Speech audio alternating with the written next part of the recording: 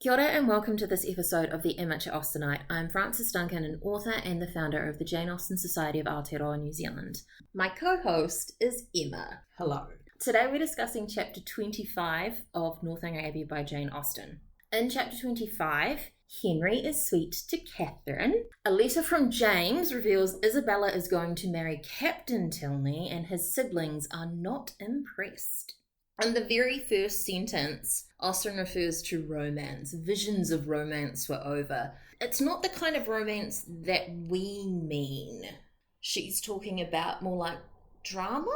Yes, so Gothic romance, the stormy nights and the carriage chases and the foundlings under the hedges. And she's so self-flagellating. At one point, Henry seemed to like me. He's gonna hate me now. But instead, he's so lovely. He gives her more attention than previously, doesn't mention anything.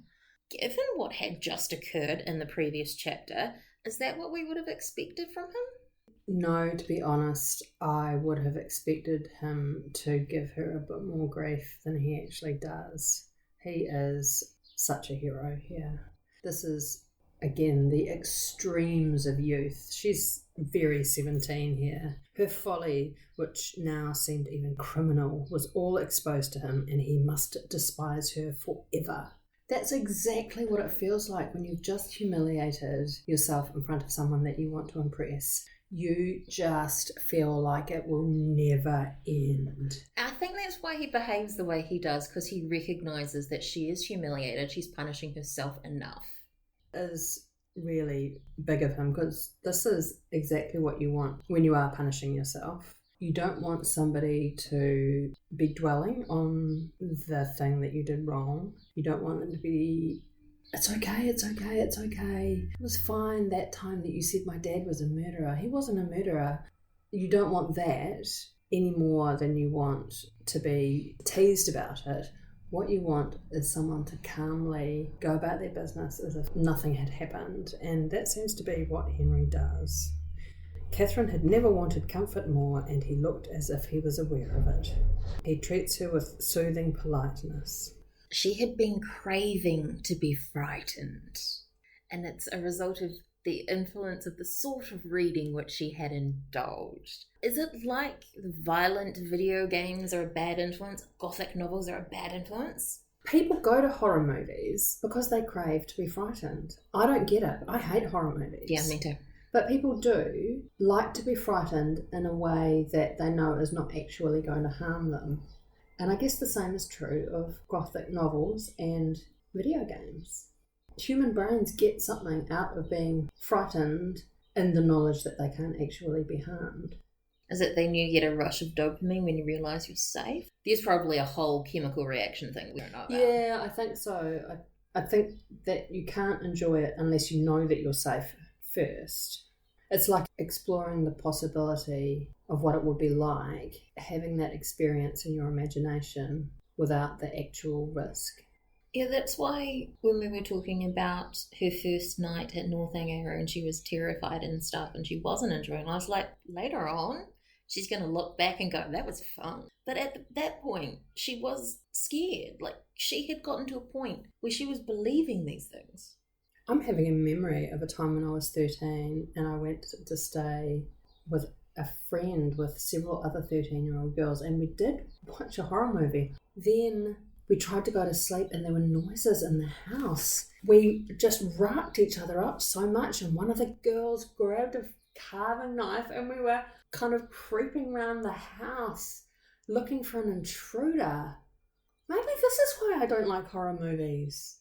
Similar story. A friend sleepover, we were watching one of the Chucky films. Oh my gosh, Child's Play. And they had a doll that was similar, and my friend's older sister thought it would be really funny to put that doll in the hallway. It was really funny?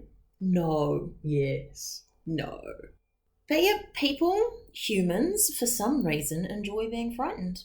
She really takes in Henry's words, though, because she's echoing them, talking about, at least in the Midland counties of England, will be safe. Maybe not the northern and western, But in the middle of England, murder was not tolerated, servants were not slaves, and neither poison nor sleeping potions to be procured like rhubarb from every druggist. But Europe's different, obviously. That's where all the books are set, so it could still be a thing in Europe. But possibly, just maybe, even Henry and Eleanor might have some slight imperfection. She'd never considered this before. This is a beautiful piece of tongue-in-cheek writing from Jane Austen that Catherine is enlightened a little. Maybe people are a general, though unequal, mixture of good and bad, but only people in England. So I think when she's talking about the northern and western extremities, she's talking about Scotland and Wales. Ah. That's my guess. Romantic things still happen in Scotland and Wales, but not in jolly old England. Is Austen perhaps making a comment on the fact that women marry quite young and it's often their first time away from home, and are they really prepared for that? Catherine is 17. She is seen as a marriageable object. She's never been out in the world before and she's getting all caught up in these books. Is this a way potentially of Austen saying, what the hell are we doing? Can we let them become women first? That's an interesting question. She doesn't seem to be frowning on the fact that Catherine is marriageable. But she is acting like a child rather than a woman. I think she's probably showing us Catherine at the beginning of her journey to becoming truly marriageable. So maybe she needed to do some stupid things to grow up. She could allow for an occasional memento of past folly, however painful, to be of use, basically. To remind her of the stupid shit she's done so she's not going to do it again. Otherwise, she would not want to remember this at all. Well, that's quite mature, the idea that she wouldn't want to go back and never have done it, that she actually wants to learn from it. She's worried about not having heard from Isabella, because she's the only one that's going to write to her. James has said, I won't tell you back to Oxford. Mrs. Allen's a bit useless. Catherine says that when Isabella promised a thing, she was so scrupulous in performing it. She's forgotten that Isabella abandoned her to dance with James and then dance with Captain Tilney after saying that she would sit it out. So Catherine is really very patchy in this illumination, this growing up. She's getting some insight, but then in other areas she is just as obtuse as ever she was. I wondered what the story would have been like if she hadn't got this letter from James and she only got Isabella's letter. It would be a bit like in Mansfield Park. We get Miss Crawford's letter first saying, oh, don't believe anything, followed by Edmund's explaining what's going on. Is it better to have done it in this order? Is this letter actually necessary? If she had got Isabella's letter first, Jane Austen would have needed to have changed some other things as well. She's clearly pointing out to us that Catherine is still deceived about Isabella's nature. So if she had received Isabella's letter first, she probably would have believed it. The reason that she doesn't believe Isabella's letter is because she's got this letter from James first. And she believes James more than she believes Isabella, as much as she wants to believe Isabella. It says something about the Morland siblings, about how good they are and how they trust in people, I think. He says, thank God I am undeceived in time, which echoed to me something that Reggie says in Lady Susan in one of his letters. Imagine being married to Isabella. Nightmare. But James is still deceived by John Thorpe. He says, poor Thorpe is in town. I dread the sight of him. His honest heart would feel so much. Completely unaware that John Thorpe wouldn't care. Or that John Thorpe is behind a lot of the plotting to do with Isabella being engaged to him in the first place and then unengaged. He talks about their father's consent. This is the only novel of Austen's, sorry, not the only novel, all out, where she explores the male partner's parents' consent.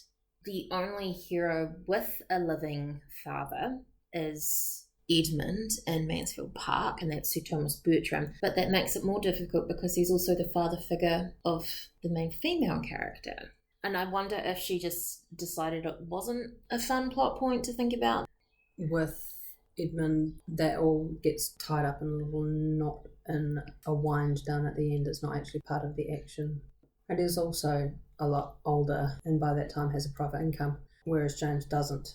That is a good point. I figure James must be 21, 22, because you've got to wait till you're 24 before you can take orders. And hence at that point, that's when he'll get the living from his father and be able to marry. And yeah, Edmund is 26, 27, I think. He was a bit delayed in getting his orders, but that was partly because his father was overseas. But yeah, being of independent means makes a difference, because can you support a wife and family? James doesn't want to say what happens though, but he does by saying, I hope that you leave before Captain Tilney makes his engagement known. Isabella ran off and is engaged to Captain Tilney. We know, because we're doing spoilers in your chapters, that this is not what happened, that they are not engaged. Henry and Eleanor are both like, that's really surprising. We didn't expect that he would engage himself to her. Do you think there was actually an engagement, or what do you think happened that Isabella was secure enough to leave James? What Henry says later, have too good an opinion of Miss Thorpe's prudence to suppose that she would part with one gentleman before the other was secured. Also, how good is he at reading people? I have a theory. Okay. I think that Captain Tilney was having a bit of fun and he has deliberately misled Isabella by saying something to the effect of, you're the only one for me. And she has taken that as a declaration. It means that he's in love with her and that love means marriage. Isabella must have believed herself to be engaged to Captain Tilney, but I don't think he said the words. Well, because he could have got in trouble if he had. He's too clever to say the words. I think so too. There are shades of Lucy Steele. I keep comparing her to Lucy Steele this whole read. Till the very last, if I reasoned with her, she declared herself as much attached to me as ever and laughed at my fears. Lucy Steele does the exact same thing. No, I still love you, everything's good, until he gets a letter saying, by the way, I married your brother. What are you going to do about it? Catherine's sitting at the breakfast table crying. The general had no leisure for noticing her. He's supposed to want to impress her, but he really does not care.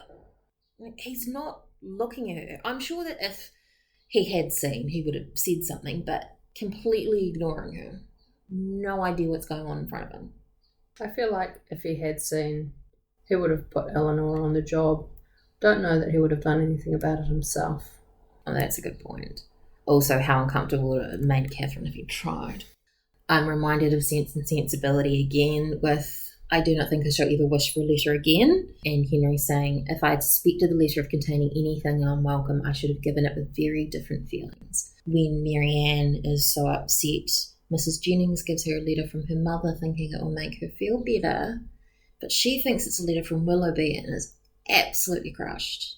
There's a look between the brother and sister when Catherine is quite naively saying, oh, Isabella doesn't have any money, but I know that won't matter to your father. How is she still believing what the general says, particularly when his children look at each other as if to say, we know that is not the truth?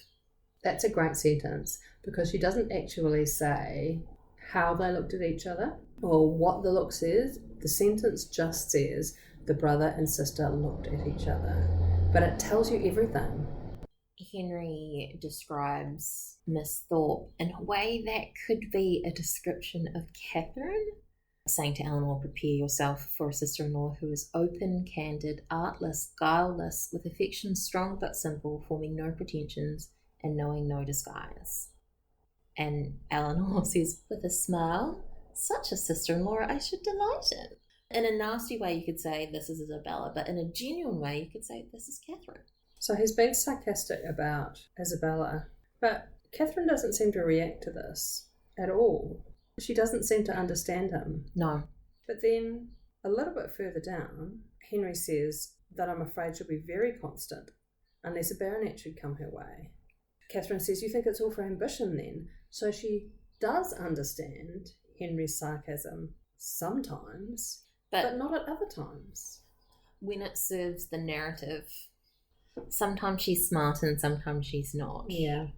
But how is he still making jokes? I get that he's trying to get her out of her doldrums, but I think that is kind of how he deals with everything, is make jokes about it. But it's kind of a huge thing to be making jokes about.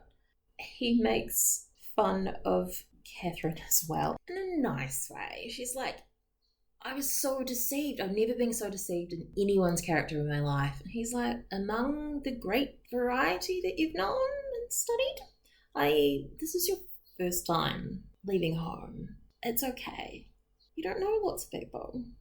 But she doesn't feel as much afflicted as she would have thought she would. So maybe her previous suspicions of Isabella have stuck in the back of her mind, or maybe it's the being real friends with Eleanor that she can feel the difference to her friendship with Isabella. Henry is using this as a learning point as to what real friendship feels like. He does like teaching her. He does. So she's lost a friendship and she is not as hurt by it as she would expect, and that she can use that to show her how deep and how valuable that friendship really was and compare it to a truly valuable relationship. So the big drama just happened last chapter. Catherine's like, by the way, I think your dad's a murderer. But then it's gone. It's resolved so quickly. And then this letter comes and that's the drama. Why is this being the drama rather than the Catherine thinking the general is a murderer? I think Jane Austen's probably telling us that the real events of a common everyday life are more important than imaginary events. But it is a little odd, given how important the Gothic theme has been, that it is so quickly resolved. I mean, she might have come back to beating herself up about it had this not occurred. It's given her something to distract herself. That's true. Hot on the heels. So does James's letter arrive the day after the unfortunate revelation to Henry of what she's been imagining? All it says is that the anxieties of common life began soon to succeed the alarms of romance, so it could have been a couple of days. She does have a whole day after it feeling pretty crap about herself. But Henry's so nice that she just kind of lets it go. I wonder if he gives her grief about it When they're married. And when they have teenagers themselves. I wonder if she's going to discover a murderer. And that is our discussion of Chapter 25 of Northanger Abbey by Jane Austen. I'm Frances Duncan, this has been Emma. Thank you for listening and we wish you happy reading.